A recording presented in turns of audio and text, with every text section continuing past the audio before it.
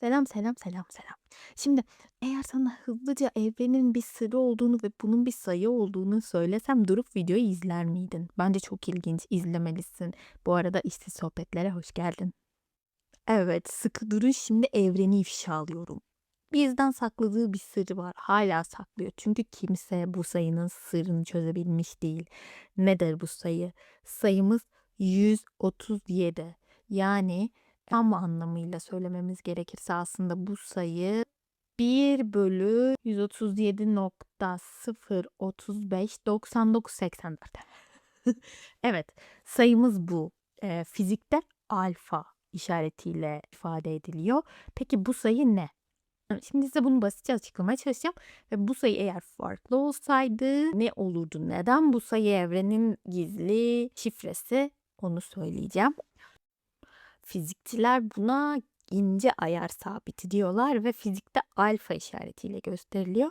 Ve bu sayı yani yaklaşık olarak 137 olan bu sayı esasında sadece bir sayı. Ne demek istiyorum? Yani bir birimi yok. İşte mesela biz uzunlukları santimetre cinsinden, metre cinsinden, işte kütleyi kilogram cinsinden veya daha küçük birimler halinde ifade edebiliyoruz. Böyle bir takım birimler var ya.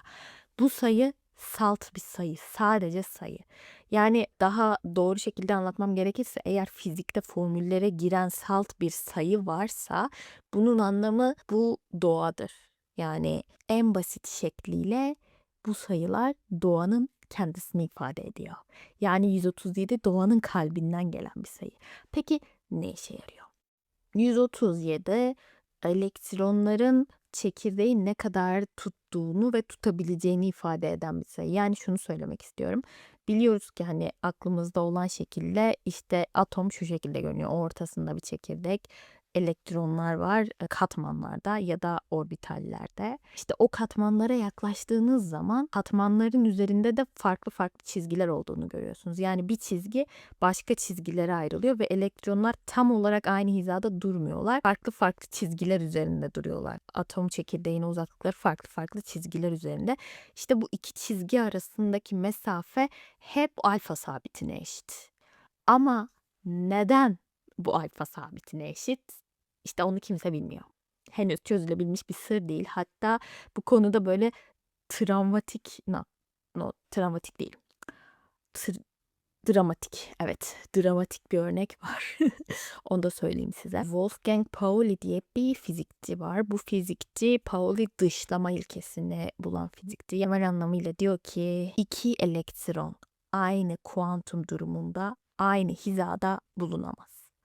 Yani dolayısıyla elektron hizasıyla alakalı çalıştığı için bu fizikçi abimiz bütün ömrü boyunca bu alfa sabitiyle haşır neşir olmuş ve ne kadar uğraştıysa da sırrını çözememiş. Bunun için alfa sabitinin şeytan işi olduğunu düşünüyor. Ve diyor ki eğer öldükten sonra şeytanla karşılaşacak olursam ilk soracağım soru 137'nin sırrı olacak. Çok iyi değil mi? Bir de bir örnek daha var. Bunu kim söylemişti, neden söylemişti hatırlamıyorum. Sadece aklımda kaldığı için söylüyorum. Diyor ki eğer bir fizikçinin çantasını çalan bir hırsız olsaydınız ilk deneyeceğiniz şifre muhtemelen 137 olurdu. Yani 137 sayısı fizikçilerin aklına takılan gerçek bir sır ve evrenin şimdiye kadar bizden sakladığı bir sır. Kimse sırrını çözebilmiş değil.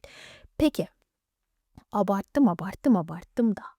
Eğer bu 137, 136 olsaydı ne olurdu? Onu da söyleyeyim size. Elektronların atom yörüngesinde bulundukları yer farklı olurdu. Daha yakın ya da daha uzak. Şu anki bildiğimiz dünyada, şu an bildiğimiz evrende eğer o sayı 136 olursa teknik olarak atom çöker.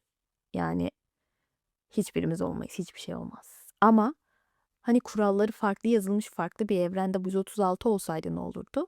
O zaman da bildiğimiz anlamda evren değil de çok daha farklı bir şey olurdu.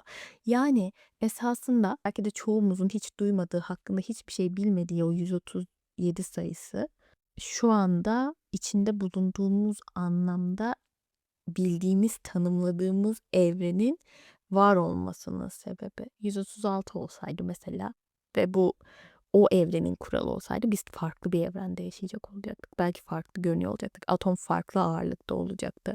Maddeler farklı yapılarda olacaktı ve biz tamamen farklı bir evrende yaşıyor olacaktık. Yani neden size bunu anlatmak istedim bugün?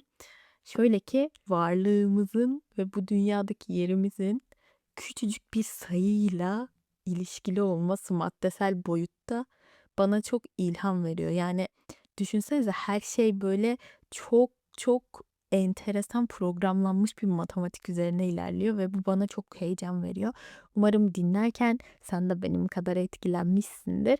Verdiğim küçük bilgiden etkilenirsin, böyle belki arkadaşların ortamlarda konuşurken 137'nin sırrını anlatırsın. Umarım bu şekilde videolarımın devamını görmek için de kanalıma abone olup beni burada takip etmeye devam edersin.